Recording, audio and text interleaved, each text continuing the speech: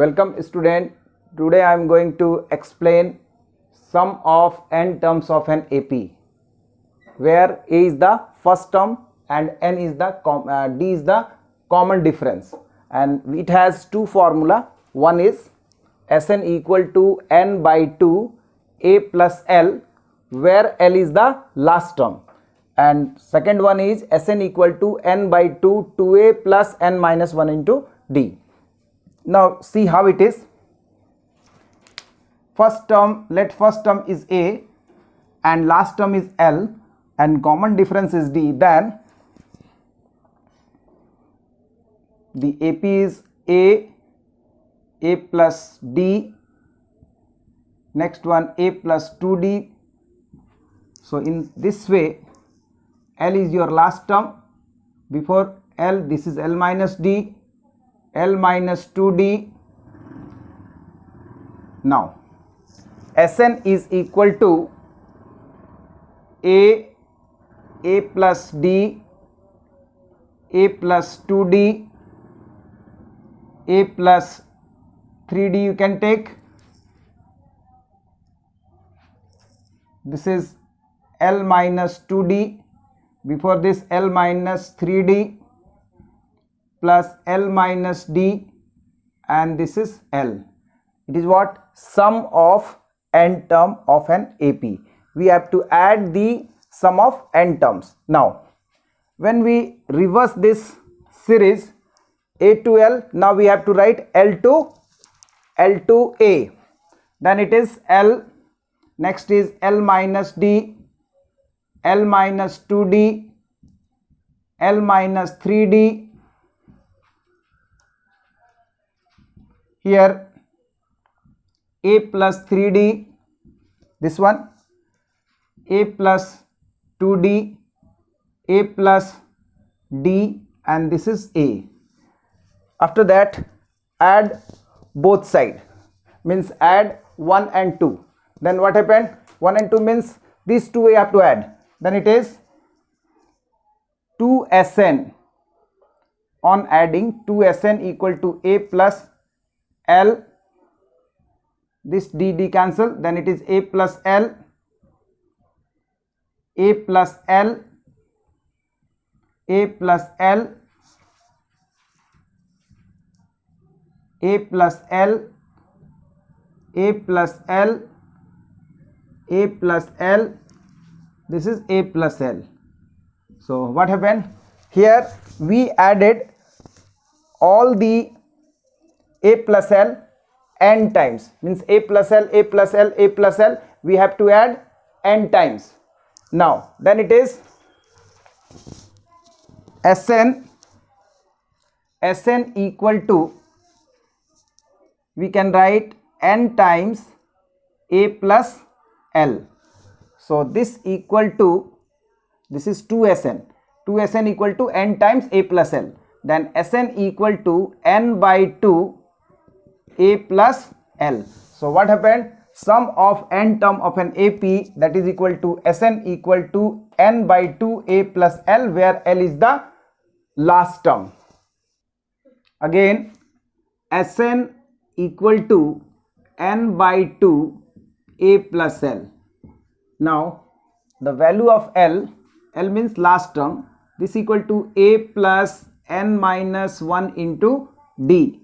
Then substitute this Sn equal to n by 2 in place of L when we write A plus n minus 1 into D. Then this equal to n by 2 2A plus n minus 1 into D. So now we have two formula. First Sn equal to n by 2 A plus L, and second one is n by 2 2A plus n minus 1 into D. Okay. Now the question based on sum of n terms. The formula is given by Sn equal to, again, n by 2 A plus L, and other one is n by 2 2A plus n minus 1 into D. So here Question is find the sum of 23rd terms, means the value of n is given by 23. So n equal to 23, a equal to 5 and d equal to 9 minus 5, this t2 minus t1, then it is 4. So Sn equal to, then it is S23. S23 equal to which one we apply, because last term is not given, so we have to apply this formula, n by 2, 23 by 2, 2 into a means 5 plus n means 23 minus 1 and the value of d is 4. So this is 23 by 2, this is 10 plus 22 into 4. This is equal to 23 by 2, 10 plus 88, then this equal to 23 by 2 into 98. So 2 4 ja 8, 2 9 ja 18. So 23 into 49. So 49 and 23 you have to multiply. 27, 9 3 ja 27, carry 2, 12 and 18, 12 and 18 30 and 2, 32, carry 3, 4 2 ja 8, 8 and 3 11. This equal to 1127. Later we will discuss how we can multiply direct. This is also the very important technique. Okay, the next question is find the value of x when 1 plus 6 plus 11 plus 16 plus up to x equal to 148. We have to find the value of x. Now a is what? 1. Then the value of d, 6 minus 1, this is equal to 5. Why? Because it is in AP. You see the common difference is constant. And let this series contain n number of terms. Let it contains n number of terms. It contain number of terms means n. It contain n number of terms. Then Sn is given by 148, or the value of Sn, that is equal to n by 2, 2 into a means 1 plus n minus 1 into d means what? 5, equal to 148. So n by 2, 2 plus 5n minus 5 equal to 148. Now this is n, this is 5n minus 3 equal to 296. This implies 5n square minus 3n minus 296 equal to 0. Now factorize it. 5n square minus 296 into 5. After that, what is coming? 296 into 5. How we can? 5 into 296. Very simple to multiply. You just write 1. 2 4 ja 8. 2 8 ja 16. So how I multiplied by 5? It is very simple to multiply. Instead of 5, I write this 5 as 10 by 2. So I divided that 296 by 2, that is equal to 148, and I substitute 10. So this is the simple method to multiply any number by 5. So so many tricks are available for multiplying 5, multiplying by 25.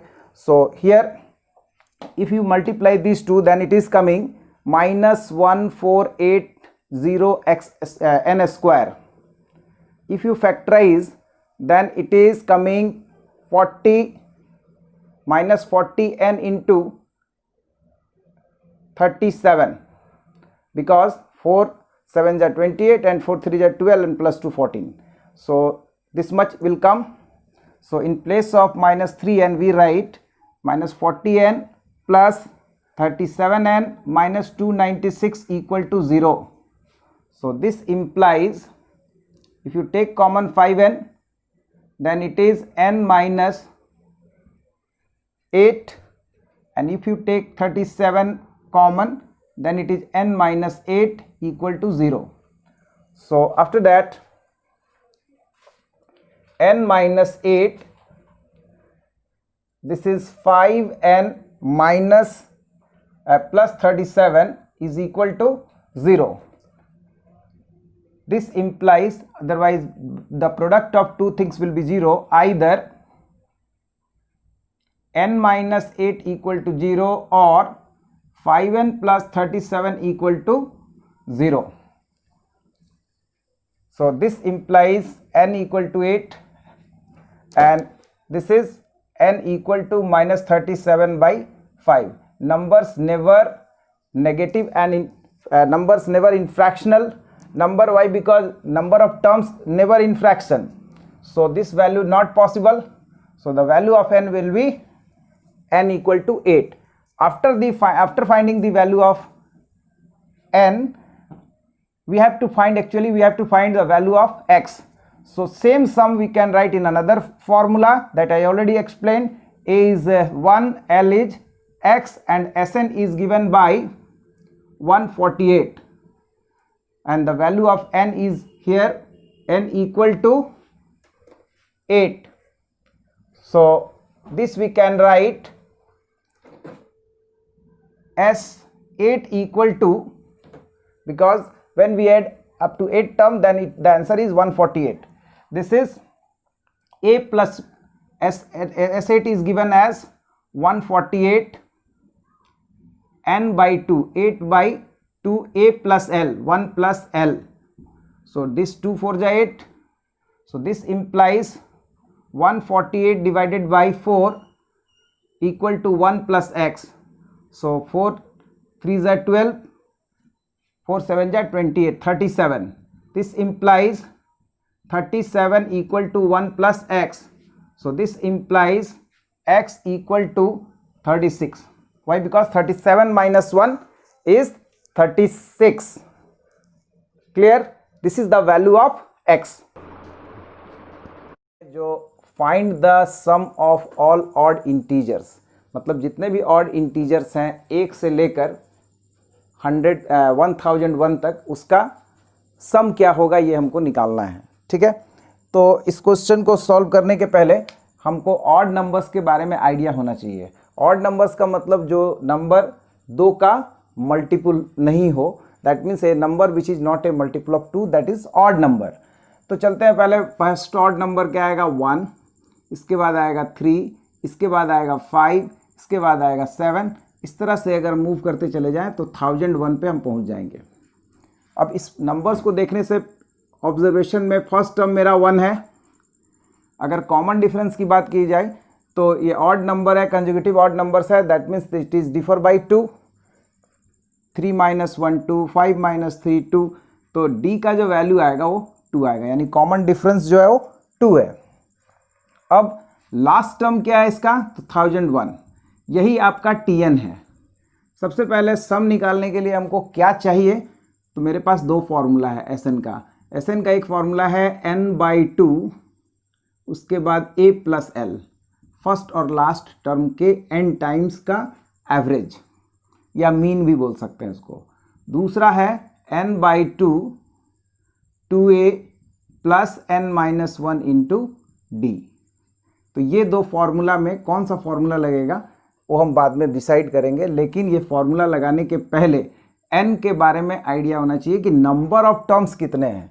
तो अभी तक हमको ये नहीं पता है कि इसमें कितने टर्म्स को मैं ऐड कर रहा हूँ, तो इसके लिए पहले हम Tn निकालेंगे. तो Tn का जो फॉर्मूला होता है वो होगा a plus n-1 into D. तो आपका Tn कितना है 1001, इसके बाद a का वैल्यू है 1, उसके बाद n-1 और d आपका 2 है. अब इसको जब सॉल्व करोगे 1001 equal to 1 plus 2n minus 2. This implies, इसको जब इस तरफ लाएंगे तो ये आएगा 1002. इसके बाद it is divisible by 2n, मतलब ये आ गया -1, इसको इधर लाए तो +1 आया और ये बच गया 2n। तो आपका n का जो वैल्यू आएगा 501 आएगा।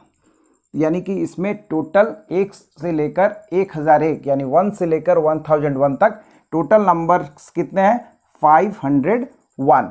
जैसे ही 501 पता हो गया, अब हमको S501 निकालना है, क्योंकि टोटल नंबर मेरे को 501 ऐड करना है। तो इसके लिए मेरे पास फॉर्मूला यहाँ है, तो ये आपका आ गया 501/2, A मतलब 1 और L का मतलब हो गया 1001। अब इसको आप सॉल्व करोगे तो 501/2 ये आ गया इंटू 1002। अब इसका वैल्यू आ गया 501 इंटू 501 यानी 501 का स्क्वायर, तो आएगा 25001। ठीक है, इसके बाद एक और क्वेश्चन करते हैं। अब नेक्स्ट क्वेश्चन है find the sum of integers from 1 to 100 that are divisible by 2 और 5। मतलब वैसा नंबर का सम निकालना है जो 2 और 5 दोनों से डिविजिबल होता है। तो इसमें एक चीज़ जो है हिडन है, जैसे कि 2 से कोई जो नंबर 2 से डिविजिबल होगा और 5 से डिविजिबल होगा वो 10 से भी डिविजिबल होगा। तो 10 से डिविजिबल वाले नंबर को हमको नहीं कंसीडर करना है, उसको हटा देना है। तो जैसे बात करते हैं कि नंबर डिविजिबल बाय 2, तो नंबर्स क्या क्या आएगा, यानी required number is equal to the sum of integers from 1 to 100 which is divisible by 2। ठीक है, इसके बाद plus the sum of integers from 1 to 100 which is divisible by 5, और उसके बाद उसको माइनस करेंगे जो 10 से डिविजिबल है। The sum of integers from 1 to 100 which is divisible by 10। तो अब इसको माइनस करते हैं। तो सबसे पहले the sum of integers which is divisible by 2, तो आएगा 2, 4, 6, 8, 10, इस तरह करते हुए जाएंगे तो लास्ट नंबर हम लोग कहाँ तक पहुँचेंगे 100 तक। 1 से लेकर 100 तक का बात आ रहा है।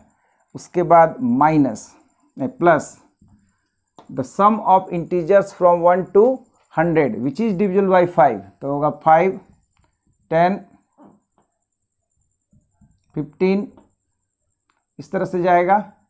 तो लास्ट का जो नंबर आएगा वो भी फिर 100 आ जाएगा। इसके बाद माइनस 10 से 10, 20, 30, इस तरह करते हुए हम लोग 100 तक जाएंगे। तो अगर यहाँ तक का कंसेप्ट क्लियर है तो कहीं दिक्कत नहीं आएगा। अब इसमें इसका सम निकालना है, तो इसमें आपको सबसे पहले ये पता करना होगा कि इसमें टोटल नंबर्स कितने हैं। तो अगर 1 से लेकर 100 तक का बात किया गया है तो 50% इवन होगा, 50% ऑड होगा, या लास्ट वाला जो नंबर आया उसमें 2 से डिवाइड कर दो, आपको पता चल जाएगा। तो टोटल नंबर्स इसमें होंगे जो 50 होंगे, तो 50, इसके बाद ये वाला फॉर्मूला लगाना है by 2 A plus L, A मतलब 2 और L मतलब 100, तो ये आ गया 50/2 A प्लस L। इसके बाद इसमें कितने नंबर्स हैं, तो ये 5 का मल्टीपल है, तो 100 में 5 से डिवाइड करेंगे तो पता चल जाएगा 20 नंबर्स होंगे, तो that is 20/2 A plus L। और 10, 20, 30 इसमें कितने होंगे 10 वाले डिविजिबल में, इसमें होगा -10 नंबर्स होंगे, तो 10/2 10 प्लस 100, अब आप इसको सॉल्व करो, इधर आ गया 50/2 इंटू 102। अब आप इसको सॉल्व करोगे तो 2 5 जा 10, 2 1 जा 2 आ जाएगा, प्लस यहाँ से 10 टाइम्स में ये कटेगा 10 इंटू 105 माइनस ये आ जाएगा 10/2 इंटू 100 110 100 प्लस 10। अब इसको आप सॉल्व करो, 2 5 जा 10, अब कितना आ गया, तो 5 1 जा 5, 5 5 जा 25, ये आ गया 2550। अब इसको इंटू करेंगे तो 1050 माइनस 550। अब इसमें क्या करना है, इसको प्लस करके इसके बाद कितना आएगा आंसर 5, इसको सॉल्व करेंगे तो आएगा आपका आंसर 3050 करके ऐड कर लेना, आ जाएगा 3050। ठीक है, चलते हैं अगले क्वेश्चन पे। ये क्वेश्चन है if S1 S2 S3 up to Sn, यानी S1 मतलब फर्स्ट सीक्वेंस का सम, सेकेंड सीक्वेंस का सम, थर्ड सीक्वेंस का सम, इस तरह से Sn तक आपका क्या दिया हुआ है, sum of n terms of m arithmetic progression, यानी m अर्थमेटिक प्रोग्रेशन का ये सम्स है, यानी this is Sm not Sn, Sm S1 S2 S3 इस तरह से m नंबर ऑफ एपीज का सम का ये नोटेशन है, जिसमें कितने टर्म्स हैं, n नंबर ऑफ टर्म्स है ऑफ m अर्थमेटिक प्रोग्रेशन, यानी प्रोग्रेशन की संख्या है m, यानी m number of progression is there whose first terms are, जैसे S1 जो सीक्वेंस है जिसका सम S1 है उसका फर्स्ट टर्म 1 है, जो दूसरा अर्थमेटिक प्रोग्रेशन है उसका फर्स्ट टर्म 2 है, इस तरह से m नंबर ऑफ एपीज है तो उसके फर्स्ट टर्म्स दिए हुए हैं m, और इसी के respective common difference 135 up to 2m minus 1 ये क्वेश्चन में दिया है। तब आपको प्रूव करना है कि S1 S2 S3 up to Sm ये होगा। चलते हैं फिर, तो सबसे पहले जो मेरा बेसिक फार्मूला है वही लगेगा, तो फार्मूला क्या है, Sn equal to n/2 2a plus n minus 1 into d, यही आपका बेसिक फार्मूला है, इसी से ये क्वेश्चन सॉल्व होगा। तो इसमें सबसे पहले निकालते हैं S1। S1 मतलब ये फर्स्ट एपी का सम है, जिसमें फर्स्ट टर्म आपका 1 होगा, कॉमन डिफरेंस भी 1 होगा, यानी इसका वैल्यू होगा n टर्म्स है तो n/2 2 इंटू 1, ए का वैल्यू 1 प्लस n माइनस 1, और ये जो d आएगा वो भी 1 होगा, यानी कि इसमें a का वैल्यू 1 है और d का वैल्यू भी 1 है। ठीक है, इसके बाद आते हैं S2 पे, ये सेकेंड S2, इसमें क्या होगा n/2, ये तो n टर्म्स है, n टर्म का सम है तो इसीलिए n/2 होगा, 2a मतलब ये इसका वैल्यू 2 आया, n माइनस 1 और इसका कॉमन डिफरेंस इसके रिस्पेक्टिव ये आ गया 3, यानी इस केस में a का वैल्यू है 2 और d का वैल्यू है 3। इस तरह से फिर जब S3 पे आएंगे तो भी n/2 2 इंटू फर्स्ट टर्म क्या है 3 plus n minus 1, n terms है इसीलिए n माइनस 1, और ये आ गया 5, इसमें a का वैल्यू 3 है और d का वैल्यू 5 है। इस तरह से मूव करते हुए जब हम Sm पर पहुंचेंगे, फर्स्ट सेकेंड थर्ड, इस तरह से m नंबर ऑफ एपीज का सम Sm, ये भी n/2 होगा क्योंकि n टर्म्स का सम है, 2 इंटू इसका first term m n minus 1 और d का वैल्यू है इसका 2m माइनस 1, ये इसमें a का जो वैल्यू दिया है वो है m और d का जो वैल्यू है वो 2m माइनस 1 दिया हुआ है। ठीक है, अब आपको इस आंसर को अचीव करना है, तो आंसर लाने के लिए सारे टर्म्स को क्या करना होगा, ऐड करना होगा। ऑन एडिंग जैसे ऐड करेंगे तो आपका इस तरफ आएगा LHS में S1 S2 S3 S4, इस तरह से ऐड करते हुए हम पहुंचेंगे Sm पे। लेफ्ट साइड कंप्लीट, यही मेरा रिक्वायरमेंट था। राइट साइड जो भी सॉल्व करके आना है वो आना है half mn into mn plus 1 लाना है हमको।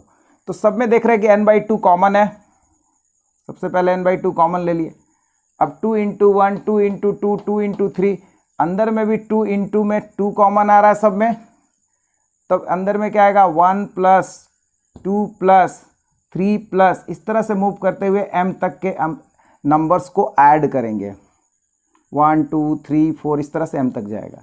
इस सब में n-1 कॉमन है, n-1 कॉमन लिए ब्रैकेट के अंदर ही ये बात हो रहा है, जो बिग ब्रैकेट है इसके अंदर का कहानी है ये, सब में ये कॉमन ले लिए। तो बचा हुआ पार्ट क्या आया 1 3 5 इस तरह से आएगा, 1 3 5 7 इस तरह करते हुए 2m-1 पे हम लोग पहुंच जाएंगे, ब्रैकेट क्लोज।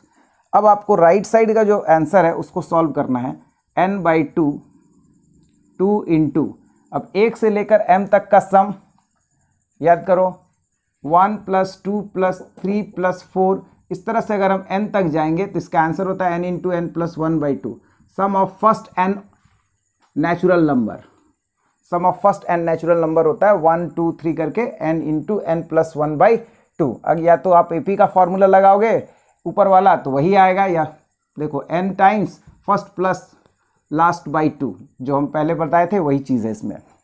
तो इसका आंसर आया m इंटू m प्लस 1/2। इसके बाद n-1, अब ये ऑड नेचुरल नंबर है, तो जैसे 1 3 5 इस तरह से अगर हम 2m-1 को ऐड करेंगे तो इसमें m number of odd numbers है, तो इसका आंसर आएगा m², क्योंकि आप अगर देखो तो 1 प्लस 3 फर्स्ट 2 ऑड नंबर को देखते हैं तो 2² होता है, फर्स्ट 3 ऑड नंबर को देखते हैं तो इसका सम 3² होता है। इसी तरह से first m odd natural number को देखेंगे तो इसका आंसर m² आएगा। एक मेथड ये है।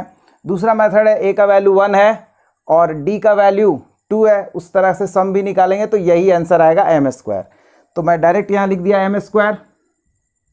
अब इसको सॉल्व करेंगे, ये 2 कैंसिल हो जाएगा। आपका राइट साइड का जो वैल्यू है n/2 ये आ गया m²,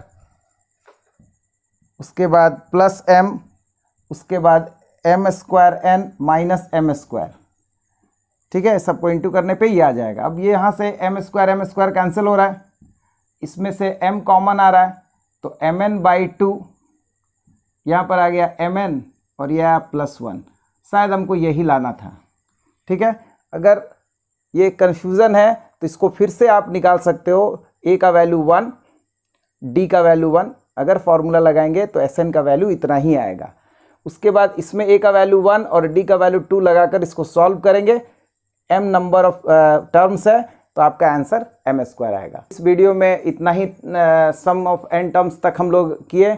इसके बाद वाले वीडियो में जो मैं बताऊंगा उसमें अर्थमेटिक्स मीन के बारे में बताऊंगा। अर्थमेटिक मीन के बाद उसमें इंसर्ट करना सिखाऊंगा कि कैसे m number of arithmetics mean को इंसर्ट किया जाता है। Thank you.